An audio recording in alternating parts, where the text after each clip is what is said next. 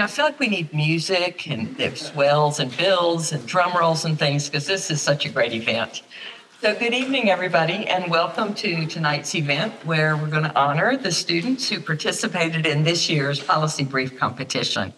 Now in its third year, the Policy Brief competition is an integral part of UNC's diplomacy initiative, and it's a highlight of the spring semester calendar.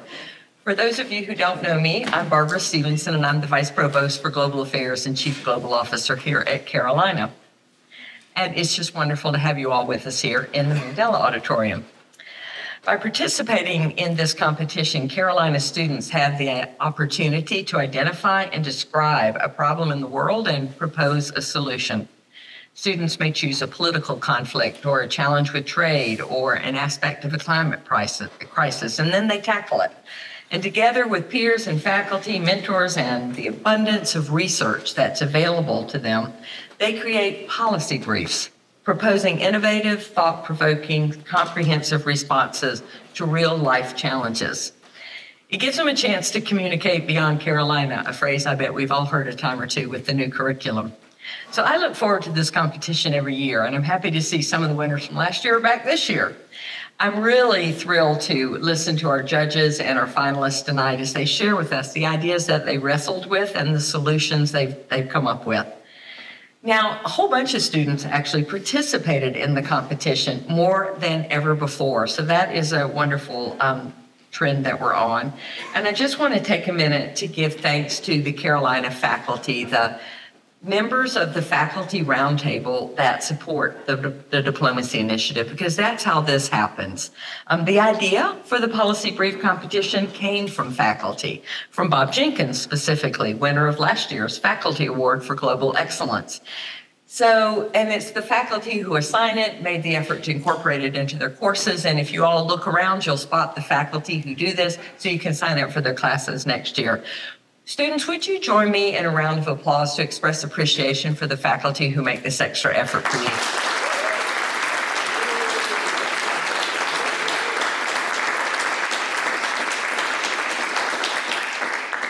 So in addition to our student and faculty champion, there is another champion of the policy brief competition that I want to acknowledge, Provost Chris Clemens. He sees the connection between opportunities like this and the aspirations of the new Ideas in Action curriculum. But I'm going to let him tell you about that while I take notes.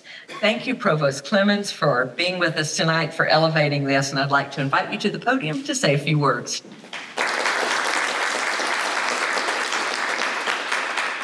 Thank you, Barbara, because everyone wants to hear from an administrator all the time. I'm actually very excited to be here, both because of the diplomacy initiative and this policy brief competition. I don't know how my schedule hasn't worked out to come before, but it's taken a while to get here. I'm excited about it, even though I've never written a policy briefing myself. I'm imagining it is the sonnet of the diplomatic corps. That's how I think about it. Compact, effective, persuasive. And I think when I became provost, one of the messages that I tried to send, the best skill we could teach students is persuasion. And I think a naive view of persuasion is one that it's about your personality, that it's about having the right affect, maybe being glib, which administrators know about. But it's not, right? And especially persuasion with data is about the most important skill that the world needs right now. Because we have large questions and challenges confronting society. And the Ideas in Action curriculum has put in this communication beyond Carolina component with the belief that we can do better training students in the arts of persuasion. That's why I like this policy brief competition. I'm a big fan of it because it's about students learning how to do that and sharpening their skills and taught by some of the finest professors at UNC. So I'm looking forward to the competition, the stories I'm going to hear, the topics, our Tar Heel students who I brag on all of the time. If you are a finalist, that is undoubtedly a great achievement. The work is its own reward. You are capable of producing writing that will persuade and convince, and employers will know what you are capable of. And if they don't, we will tell them on your behalf. So I just want to thank Ambassador Stevenson, the colleagues in the Office of the Vice Provost for Global Affairs for organizing the competition. I want to thank the judges, some of whom returned to Chapel Hill, for the chance to participate. I want to thank the instructors, of course, who make this a meaningful experience for our students. And last but not least, I want to thank the students for sharing your creative ideas with the judges and with your faculty and with us. And so I'm just going to go to my seat and enjoy the rest of the evening. So thank you very much.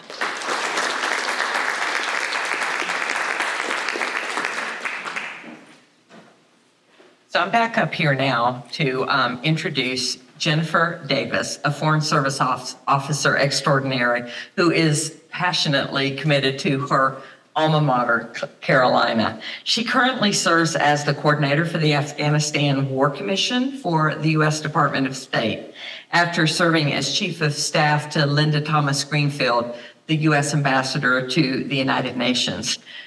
There's more. She served Secretaries of State Hillary Clinton and John Kerry as executive assistant, and she served Secretary of State Condoleezza Rice as special assistant. She was also our Consul General in Istanbul, Turkey, and she served in Colombia, Belgium, and Mexico. We're so fortunate to have her and the other alumni with us tonight, and as friends of UNC Global Affairs. Jen is going to moderate the rest of tonight's event, so please join me in welcoming her to the podium. Thank you. Thank you so much. It is so exciting to be here, Tar Heels. Mr. Provost and Ambassador, thank you for having me and my colleagues here. We're so excited to be here. And students, I imagine you will feel that excitement because first and foremost, we want to tell you how amazing your papers were. Really, it made all of us proud to be Tar Heels. And we were blown away by the wise counsel that you were giving to your policymakers, and we're very excited to honor your hard work. The first thing we wanted to say is thank you to the faculty who have worked so hard on this. We brought you some little presents from Washington, D.C. to thank you for all that you've done to inspire your students and to help them learn how to write in this really important way. And I've done this for 3 years and I'm just blown away. Aaron and Bob reading your students' papers, and we had 5 professors participate this year. And if we can add more every year, we would love to. But thank you for coming up with this, Professor Jenkins. It's a wonderful opportunity for students and for alumni to interact. So without further ado, let me present to you the amazing alumni assembled who read your papers. It is such an honor to have worked with them on this contest. And I'll start with Jeffrey, the amazing Jeffrey Brown, who is the gentleman in the blue jacket. And Jeffrey is a Science and Technology Policy Executive at IBM, in IBM's Government and Regulatory Affairs Office. At IBM, Jeff builds government affairs strategies and thought leadership around emerging technologies, including advanced semiconductors, hybrid cloud, AI, and quantum computing, which kind of makes my head want to explode. That's impressive. He engages with national and international government agencies, including members of Congress, to navigate the impacts of emerging technologies on government and international affairs. And his writing and videos have been featured on Axios and Politico. Very impressive. And he is a TAM graduate and holds an MA in political science from UNC-Chapel Hill, for which he completed 1 year of study in French at Sciences Po in Paris, which is truly extraordinary. And he also has a BA in political science from St. Olaf College. So, Jeffrey. And now, Ms. Angela Chen. I'm so excited Angela is here. She is an entry-level officer in the Foreign Service, and she is preparing for her first tour in Guangzhou, China. She is learning Mandarin right now, and so I just told her with deep humility how I can't imagine what she's going through, but she's doing it with great alacrity. And Angela has previously worked at the U.S. Institute for Peace, where she supported inclusive peace building in Sudan and South Sudan. And she was a Wrangle Fellow at the Department of State, which is an extraordinary program that brings in some of our most extraordinary diplomats.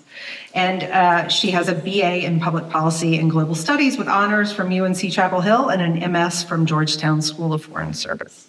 And as a Carolina scholar, Angela studied abroad in Ecuador, Jordan, Palestine, and Israel, and participated in the honors seminar on public policy and global affairs in DC.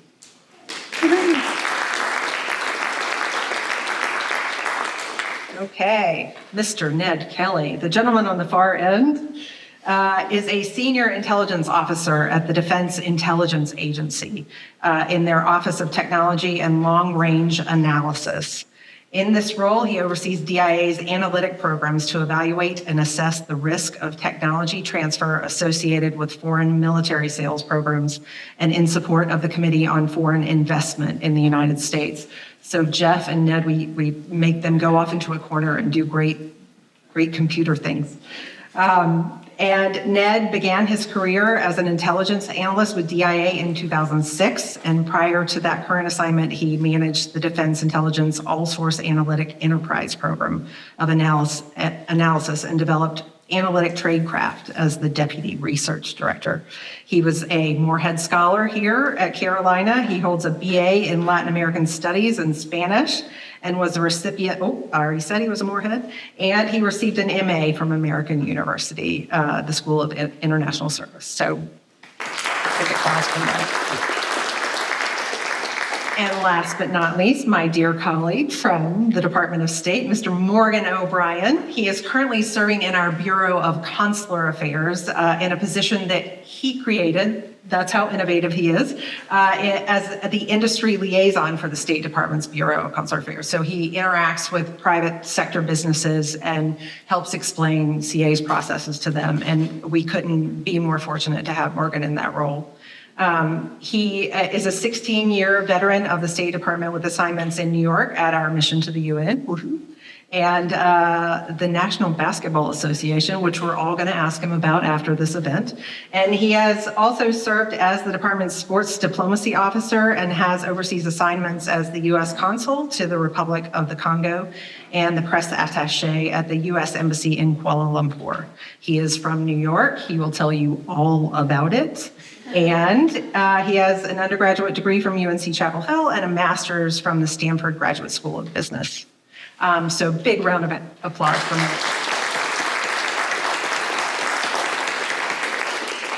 I hope that gives you a sense of the experience and the acumen that we brought from, the East Coast. I know Ned is in Charlottesville and not Washington, forgive me.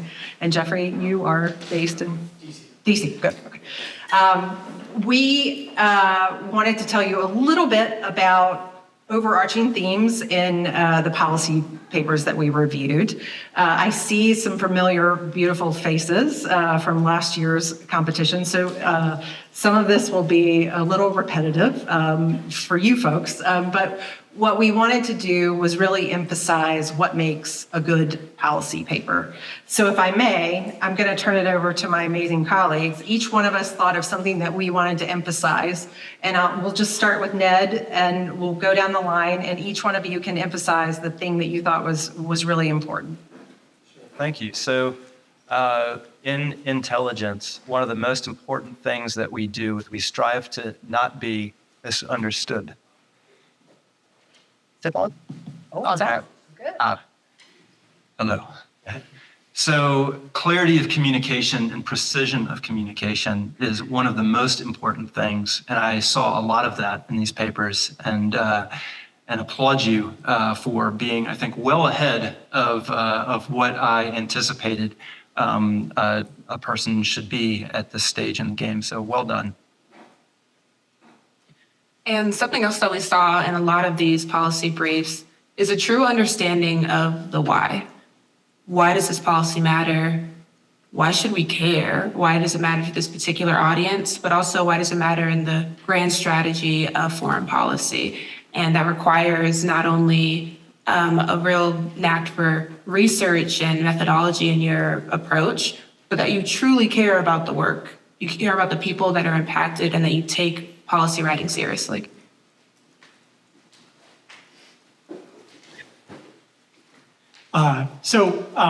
I think that I'm the only person part of this that is from industry. And so I just want to say that a lot of you might be wondering what the applicability of writing a policy brief is to a career in industry and if that skill is ever going to be used. As I was reading all of these briefs and as I was creating comments for them, I was actually asked by a team within IBM that I never work with closely, the merger and acquisitions team, to create our version of a policy brief, except they asked me to do it in 12 hours, to turn it around in 12 hours, and it had to be only 1 page long. And I found myself drawing on a lot of the classes that I took here, the Transatlantic Master's Program. Unfortunately, I did not take a class with Bob Jenkins, but I did take a class with Milana Vakadoa, who really challenged me to be a better writer. So I turned that around, and it's now within the company. And leaders in the company are drawing conclusions and experience from what I wrote. So what you write will have an applicability in your career going forward. Would like to say that I think that the executive summaries that you did are really, really crucial, and a lot of them were concise and to the point. That's oftentimes the only part of a policy brief that anyone is going to read, whether you're in government or the private sector. So in the grading rubric that we received, 1/5 of the overall grade for this specific endeavor was for layout and design, right? So the content meant a lot, and how you got there meant a lot, but how it laid out literally on the page was a very important part of this also.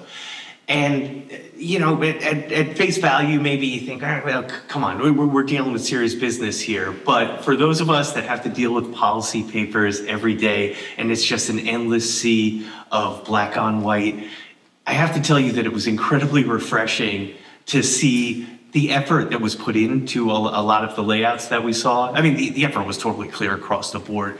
But for those of you that were blessed with, layout skills and a little bit of an artistic eye, I can tell you that really made a difference, and it really helped the words pop off the page. One thing that the State Department has recently done, we actually changed the font that we used, and this was actually a big deal in the last 18 months or so, from Times New Roman to Calibri.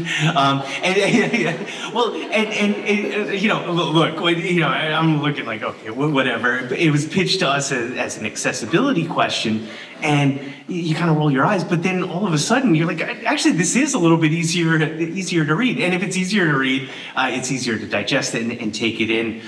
So we've all been told that you can't judge a book by its cover, but I'm here to tell you that is not necessarily true. And when you put that little extra effort and you take the time to lay things out, it certainly does help and serve as an amplifier for getting that message across. So outstanding job, and we'll talk a little bit more about that during the presentations. Great.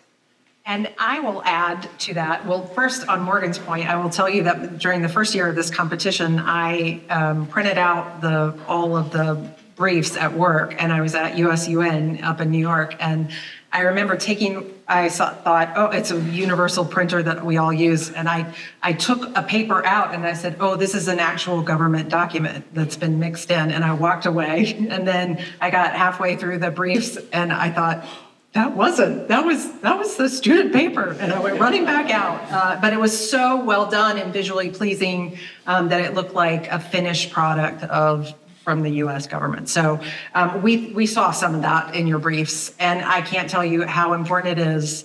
I think the main theme of what we're going to say is when you're writing policy briefs, you're writing it for very busy decision makers. And we've found that with cable reading, for example, people who serve overseas send in cables from all over the world. And what we found is that the busy principals back in Washington have about 2 minutes per cable.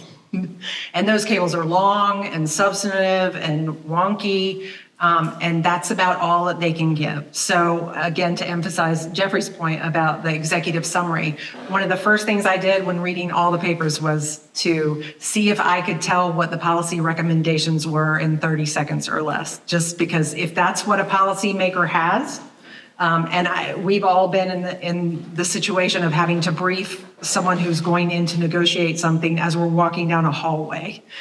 So you have to be able to just knock it out in a succinct and clear way and make sure that your policymaker knows what your recommendations were.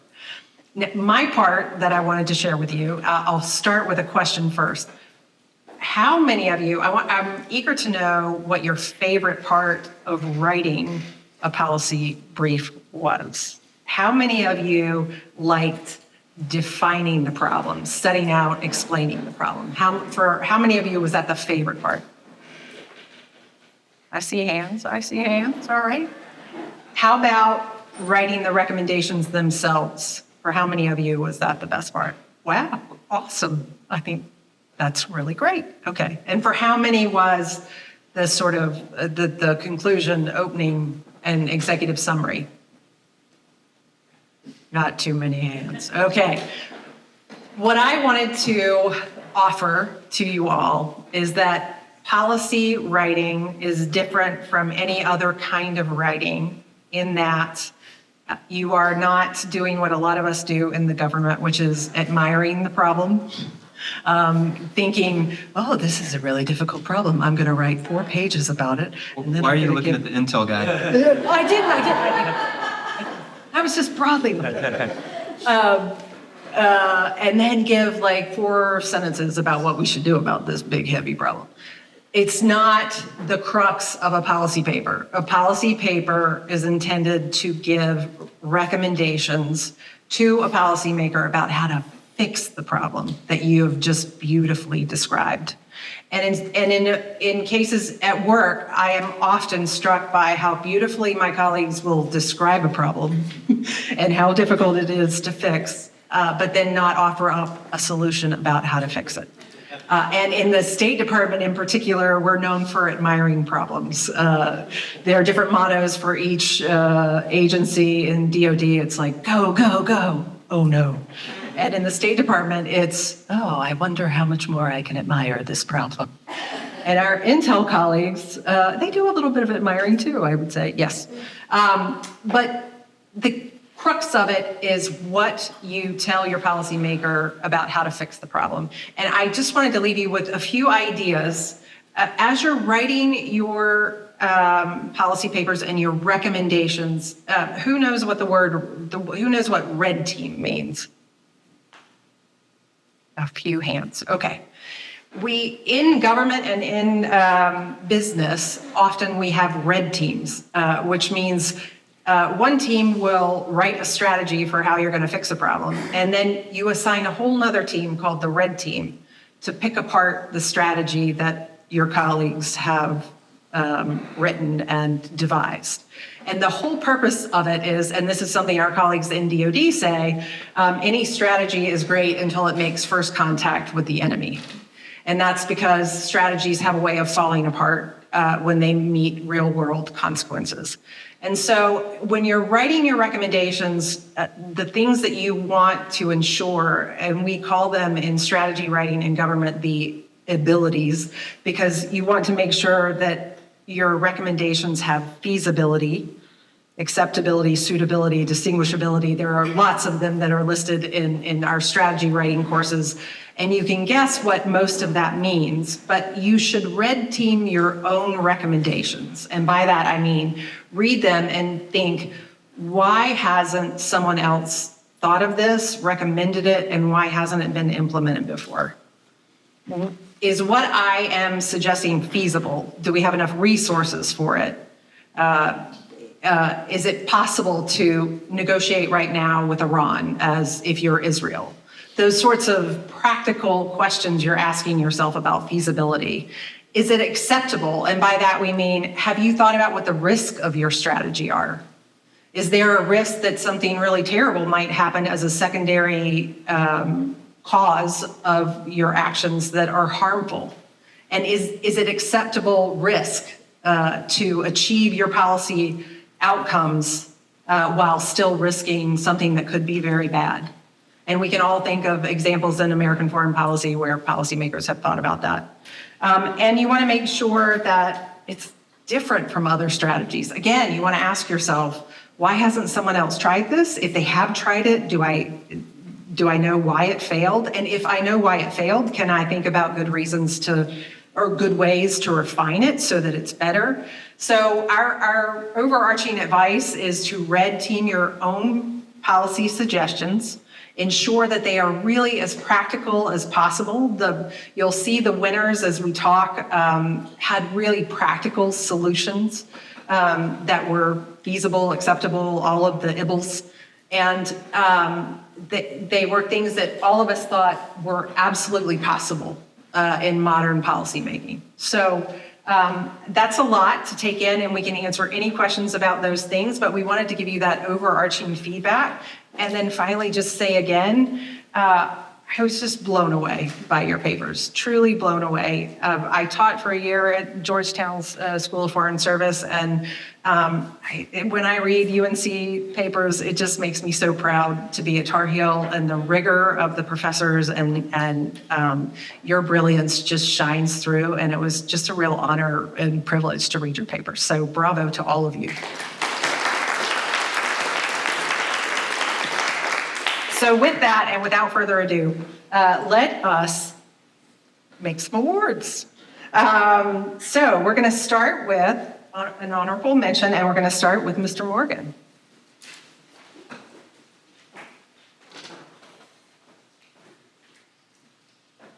An elephant is a very big animal. And 1,700 elephants represent the size of the amount of waste that this wonderful university was creating every year. And I know that because of the first honoree of the evening, the policy paper that was on waste management improvements here at the University of North Carolina, Chapel Hill.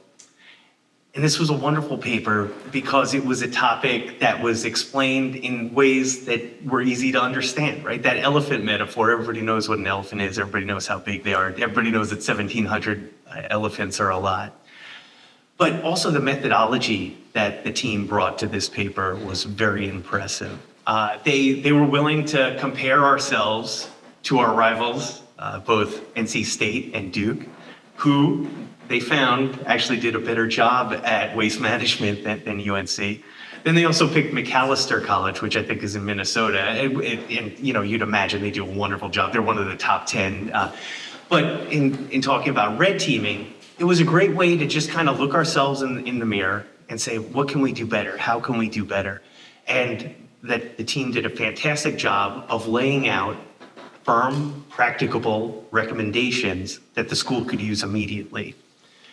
Also, the resources and the data they drew from, in addition to the peer schools, it was real interesting. They didn't use the most recent report that the school put out. They went a couple of years back because they found that the data from that was a little bit better done. So it was great to see that they used they actually made some decisions as they proceeded through this project.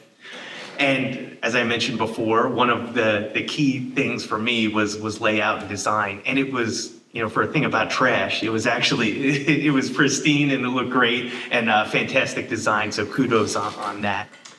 So it's with great honor and pleasure that our first honorees of the evening, we have Callie Tennyson, Ishan Liao, Kunal Kumar, and Baxter Gaddis are the honorable mentions for their paper, Waste Management Program Improvement at the University of North Carolina, Chapel Hill. And their professor was Bob Jenkins in Poly 89.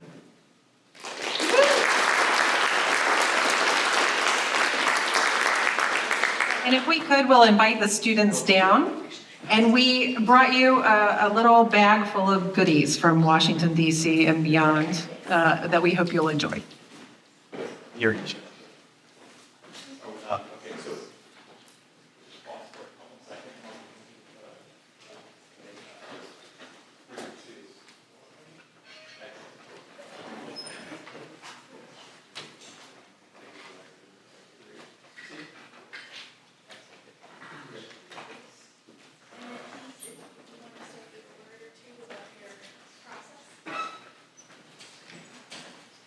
Hi.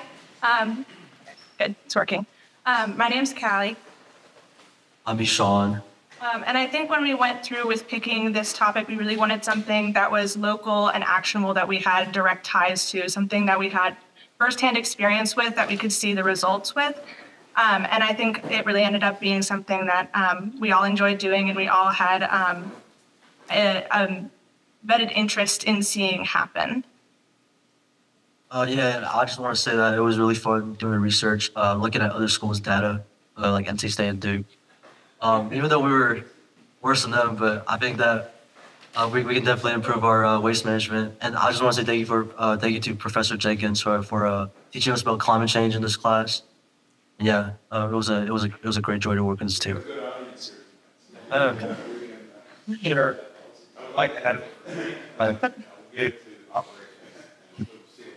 Woohoo! Oh, thank you so much.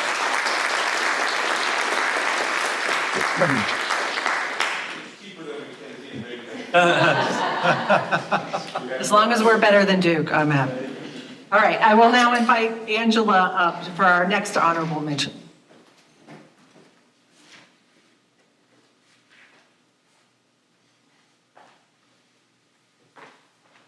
Okay, so our next awardee really gets at the thing that I was most looking for in these policy briefs, the why.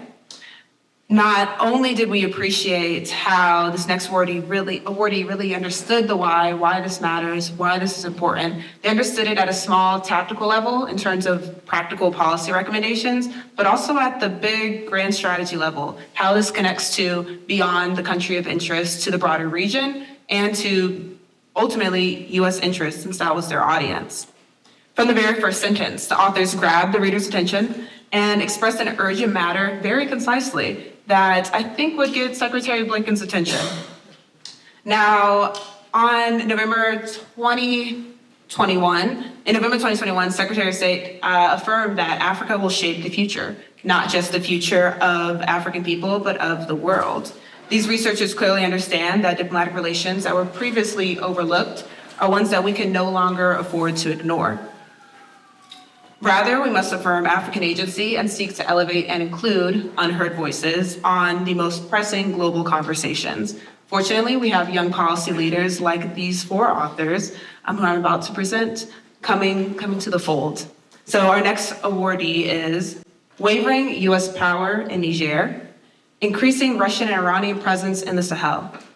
From Professor Aaron Whitaker's Peace, War, and Defense 250 class, Intro to Peace and Security Studies, written by Alex de Saint-Aignan, Adi Kozik, Ashlyn Ferris, and Sam Reedy Aurora. Please come on up.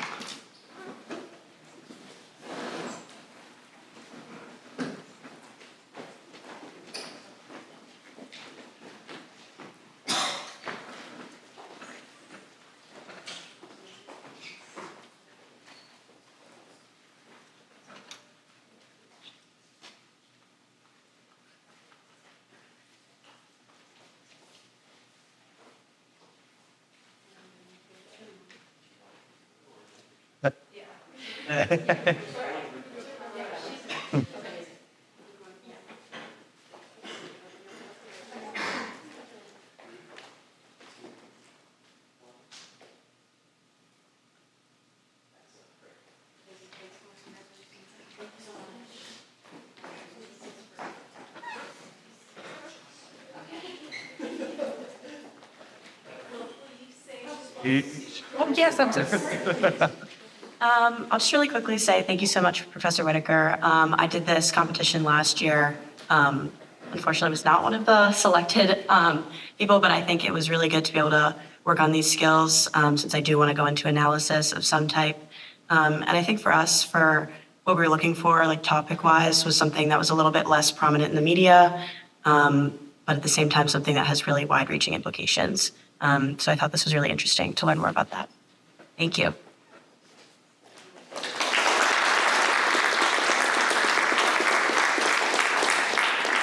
One thing that I forgot to mention in this introduction, this past summer, I had the pleasure of working with Senator Cory Booker, who's currently the co-chair on the Senate Foreign Relations Subcommittee on Africa and Global Health. So working in that office, working on the Hill on a foreign policy team and having that coup happen in Niger really was at the front line of U.S. foreign policy. And to see it give the attention that it deserves and how it has broader implications was fantastic. Again, excellent job. Congratulations to all of you.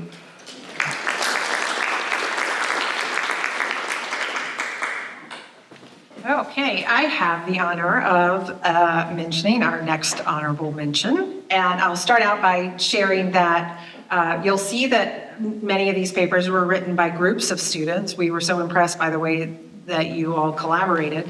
But we were particularly struck by this paper because one person wrote it and he did an exceptional job in writing it. We thought, I will tell you that I read it and I have been frustrated by US policy in this regard too. And I thought just his understanding of the problem and the challenges were thoughtful and well written. And then I thought his recommendations were particularly powerful. The paper was on Iran and it was about Iran's terrorist proxy networks. And it looked at some of our failings of trying to essentially decapitate those networks instead of looking at the problem a little more holistically. And it suggested some holistic answers to the terrorist networks in the Middle East. And we just thought it was well written, well laid out. It met all the abilities, and we wanted to honor it with an honorable mention. So Tyler Smith, come on down.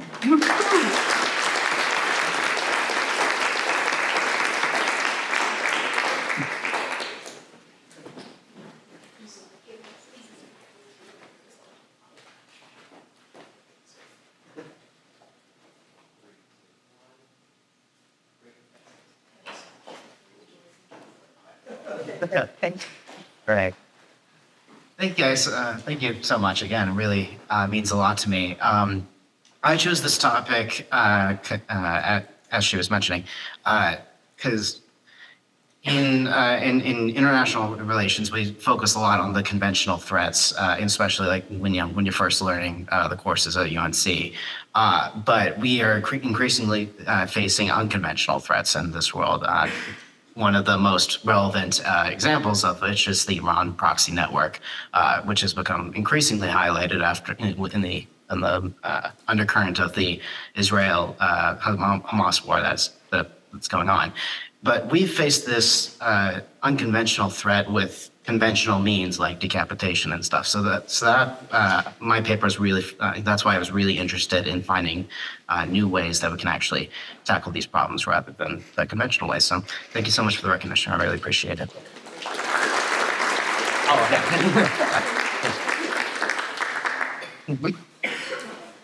And if I can add, that was from Professor Babat. Thank you. A new professor in our No, yes, no, but this is the first paper from your classes or no?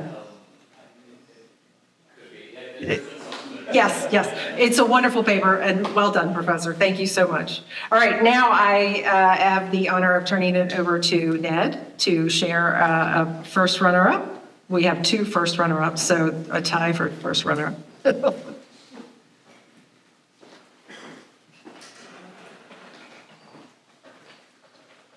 So thanks. But one of my takeaways here was that in Bob Jenkins' Poly 459 Honors Transatlantic Security class, there are a lot of smart people. Because that kept coming up again and again, and it was no different for this paper that we read, EU Strategic Dependencies, Diversifying Suppliers of CRMs. And if you don't know what CRMs are, they are very important. They're critical raw materials.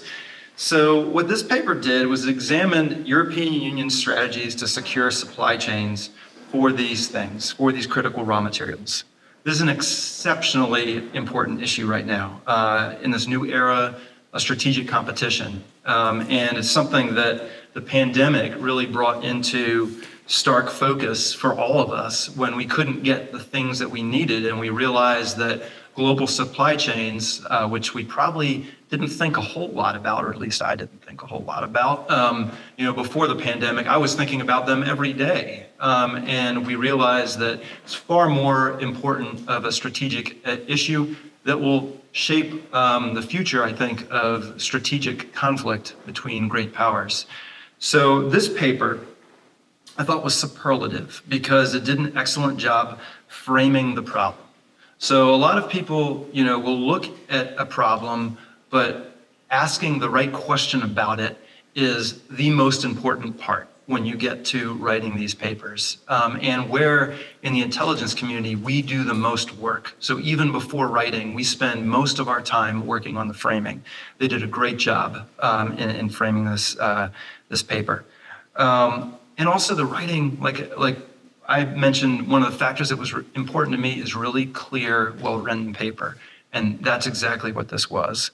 Additionally, it highlighted existing policy efforts so that it didn't run into the trap of suggesting to the policymaker things that we're already doing. I'm embarrassed to say that I've found myself in that position, and you want to avoid it. And they're already well on the way. And then they identified opportunities to improve upon those existing efforts. So it was really well done. So Travis Kimball, Will Morton, and Claribel Ordaz Rios, please come on down.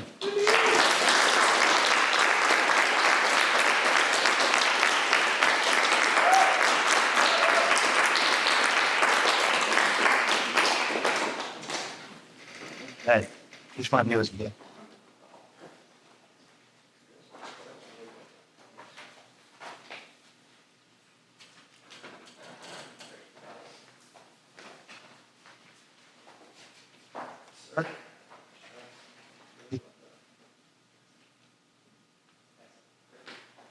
And if I could put you on the spot, I'd like to know how you make the group work, because this paper was really, really coherent. And I'm very impressed that a group project can be so coherently written throughout. So if you could give us some insights on how you made the partnership pop. I guess we had a little bit of an unconventional style of writing the policy brief. We actually split it up into thirds at the start, which is kind of something that you don't really expect to do, and it's traditionally much more difficult to write. But by doing so, we did all of our research together, homogenized our sources, did stuff like that, and then we just wrote our individual parts, synthesized it in the best way possible, and it ended up turning out into something that we can be really proud of. So somehow our unconventional style of writing actually worked out for us. I would also like to thank the Brussels School of Governance, Carolina Honors Program, and we actually wrote this while we were in Brussels. And I'd like to thank, most importantly, Dr. Jenkins for this incredible opportunity. And within the trip and throughout it, this couldn't have been done without him. So thank you.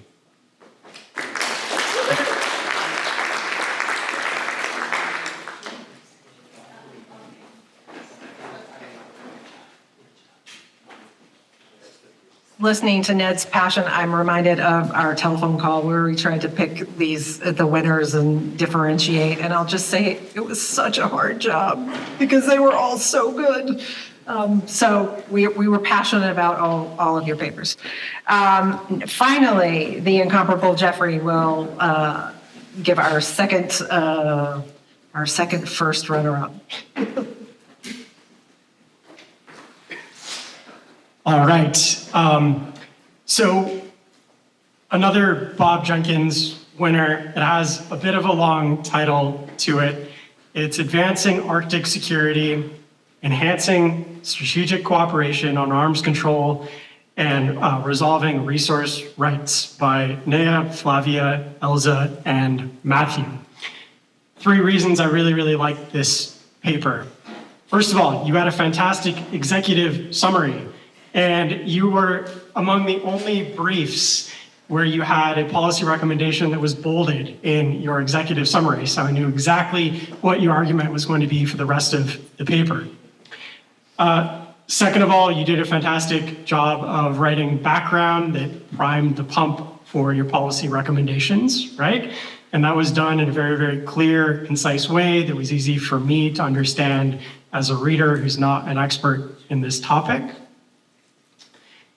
You had fantastic use of maps and charts as a way of luring the reader in and using the maps and charts to try to explain complex information about a part of the world that not a lot of people know very much about, the Arctic. And then finally, the reason I really loved your brief was that it was short and it was very well edited. Everything was very, very clear and to the point. So without further ado, feel free to come on up and accept your award.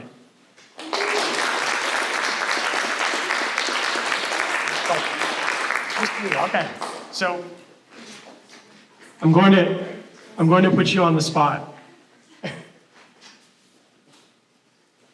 I have a couple questions for you. Yeah, sure. So while Emmy is doing that, can you tell us a little bit about why you chose this topic? And then the harder question, putting you on the spot a bit, what's next for your policy brief? You had good recommendations. What do you envision happening with your policy brief? Or what is the best case scenario that would occur from your policy brief? Come on. Hi, I'm Elsa. And I chose this topic because I was really interested in maritime security. And I actually sort of got into that after Professor Whitaker's class. I took the 250 and I got awarded on a policy brief last year on combating piracy in the Gulf of Guinea. And so I sort of went with that and took a transatlantic security approach to it. And we decided on the Arctic. We wanted to look at sort of Cold War rivalries and just sort of how you could use like the tragedy of the commons over resources, how you could sort of solve that through strategic cooperation. And this is a very hot topic right now because, like I said, it's not something that can be very easily solved. It's going to involve some bilateral communications between Russia and the United States, which isn't very easy right now. And I also see it as like a lot of boundary issues over an already like very fragmented part of the world. And especially now with like climate change, more and more resources are becoming discovered, and so it makes it a lot more difficult because more people want a say in what's going on over there. So, yeah.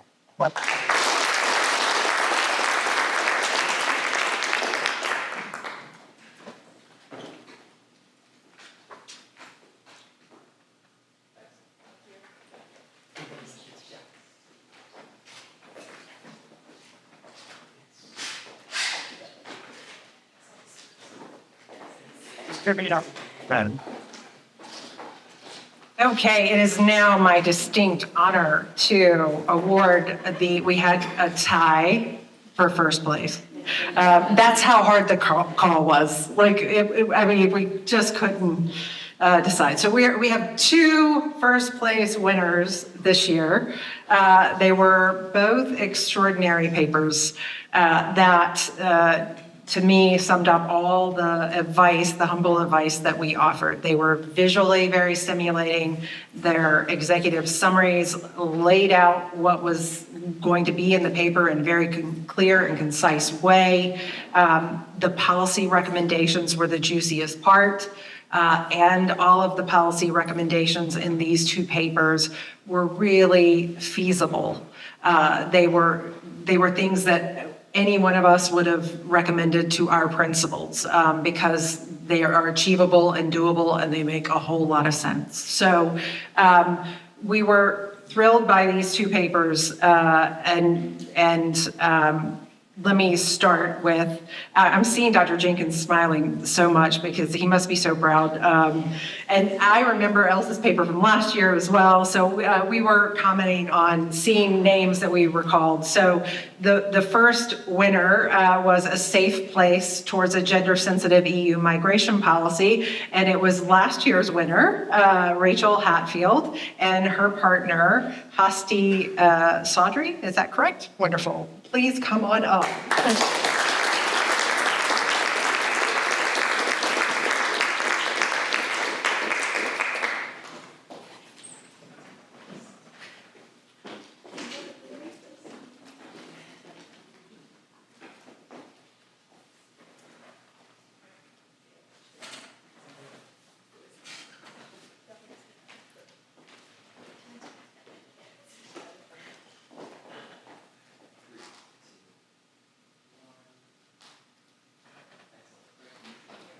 And if I may, I just want to say a little bit about what they, or you know what? It would be far better if you said a little bit about your paper and what inspired you and your recommendations. They're brilliant. Okay. Good evening, y'all. My name is Hasti. My name is Rachel. And it's with great honor that we accept our award on our brief. We're so grateful to be here with our colleagues, a lot of whom we studied with in Brussels this last semester. So many familiar faces that are always showing up to these global events, and as well as foreign affairs practitioners who show us the impact that Carolina alumni have on this world and the impact that we'll be able to make once we leave Carolina. When Rachel and I were generating ideas for our policy brief, it was a storm of WhatsApp messages and Canva templates. This is an interesting link. Look at this. What do you think about this topic? Oh, I don't really know anything about that, but I can learn. But through all of it, there was one thing clear. We wanted to combine our interests within women and gender policy and migration policy. So what we found doing research in the heart of the EU at Brussels is that being a migrant, a woman is more likely to experience, sorry, I have to step on my tippy toes, is more likely to experience sexual violence, even more so than what average women are already subjected to at 33%. We also learned that so many asylum policies in the EU and in the rest of the world fail to offer asylum for the millions of women and girls who really abuse sexual violence and genital mutilation. Finally, we found that a staggering amount of women within European reception centers where they're meant to feel safe face similar abuses and sexual violence. We found this unacceptable, and we found that the lack of comprehensive policies throughout the EU, something that the EU should take pride in within its role within Europe, was unacceptable, and that was at the heart of our policies, creating a comprehensive plan. And if you've been keeping up with the European Parliament, you've seen that they've actually started they have passed a comprehensive plan that holds all EU member states accountable for taking part in the migration policy, because it goes beyond just the border states, and it goes beyond just Germany and the other countries that are taking the brunt of the migration influx. And so we're excited to see that these steps are taking, and we're eager to see how the implementation works and hope that it offers a safe response for not just women and girls, but all migrants. Too often, foreign policy treats women's issues as secondary or niche rather than what they actually are, major indicators of security, democratic health, and sustainability, let alone just fundamental human rights. And in academic and professional environments, issues like race, gender, sexuality, class, and citizenship can be seen as less hard or serious than other areas of interest. And so it's incredibly affirming to us that 2 years in a row at this competition, Carolina alumni who have demonstrated such high levels of global leadership and citizenship have said that gender-based violence and persecution are important global issues that are deserving of attention, diligent research, and innovative policies that respond to it in their brief selections. I'd also like to add that I think for me the biggest takeaway from this assignment, especially compared to writing a brief last year on my own, is how much more productive, instructive, and fulfilling it is to collaborate with a friend and colleague as brilliant, dynamic, and committed to human rights as Hasti. I can't imagine this brief without her voice in it, and I'm just so grateful for her. And we'd also like to thank Professor Jenkins for all of his support and guidance, as well as the incredible faculty of UNC's Political Science Department in general. And we'd also like to extend our gratitude to Emmy, Sharmila, Jennifer, Jeffrey, Angela, Stephanie, Ned, and Morgan, and everyone involved in making this event possible. Okay, Rachel surprised me with that. Can I just say, this girl has one of the most beautiful minds of any person I've ever met, and she also is very talented at writing, coming up with creative ideas, and is not afraid to tell me when I am going the wrong way.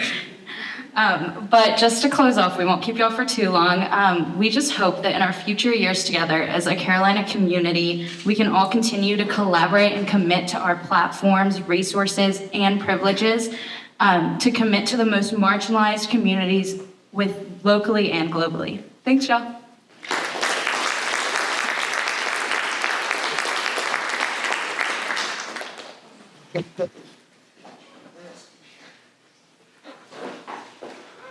Okay, what an amazing pair, a duo.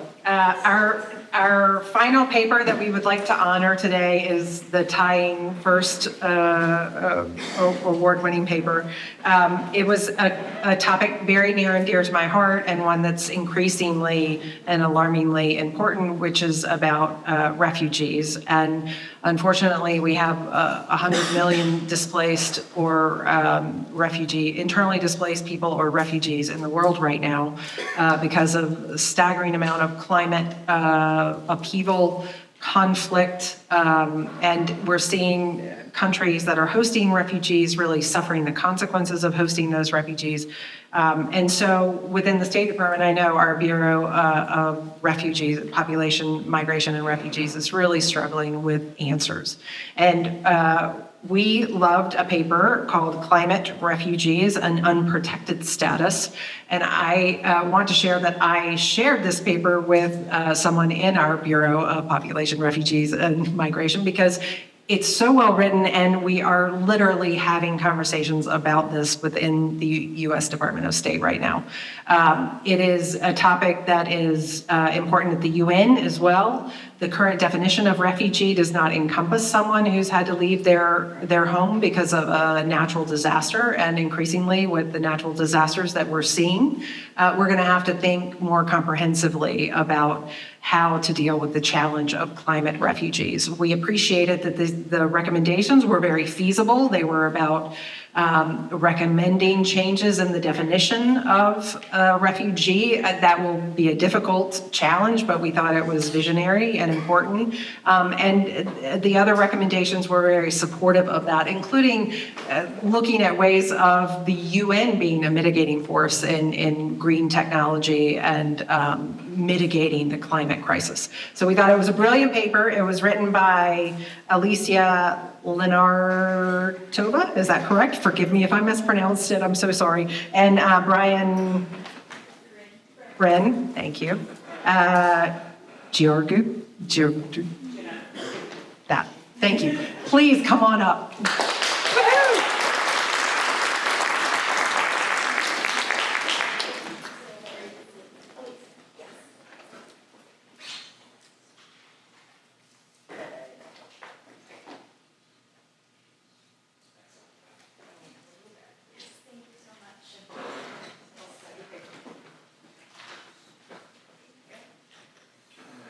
Thank you so much to just everyone involved in this for running this competition, for making this available for us students, for us to have the ability to write policy briefs and experience this before we go out into the workforce and have to do this in a way that people will be actually applying these recommendations. I just want to say thank you so much to my partner, Bryn, who couldn't be here today, and to Professor Jenkins for guiding us through this whole process.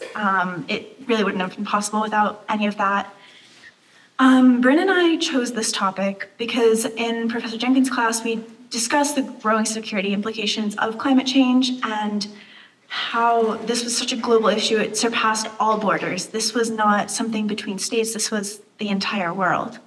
So when we were looking at this, we saw how currently countries in Europe, Germany in particular, Italy, they're facing a refugee crisis, but they have been facing this for years. And it's not getting better. And with the growing effects of climate change, it will not get better in the years to come. We currently can't solve climate change just like that. There's no solution that is going to take effect tomorrow. But while we cannot do that, we have the responsibility to take care of those who have had their homes and livelihoods destroyed because of the effects of climate change. There have been over 300 million people affected by it. I think in 2022, something like 30 million in that year alone. So having the ability to do something about that, to ameliorate the lives of these people who are having their livelihoods destroyed, I think that that's something that we really wanted to try and fix, and thank you so much.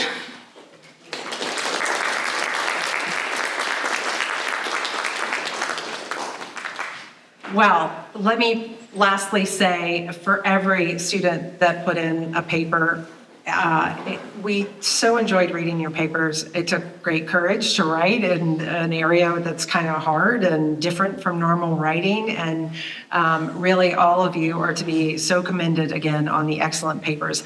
And if I could, I would love to bring up our amazing professors who were involved. We have Professor Bapat and Professor Jenkins and Professor Linebaugh. Is he here? He's not here. Okay. And Professor Tuari, is she here? Yes? Oh, wonderful. And Aaron Whitaker, of course, the incomparable. Come on up. We just wanted to give you a little gift from Washington.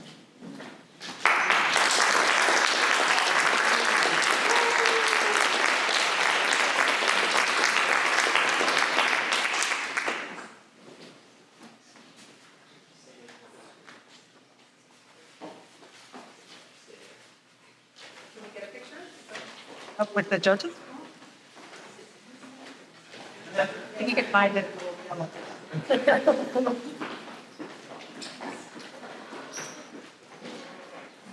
struck by professors and their excellent.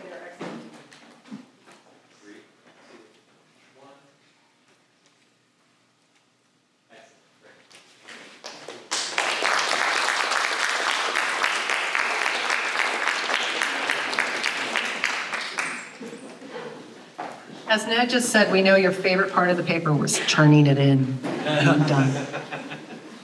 So I have good news. There is a reception following tonight's event. It's going to be on the 4th floor.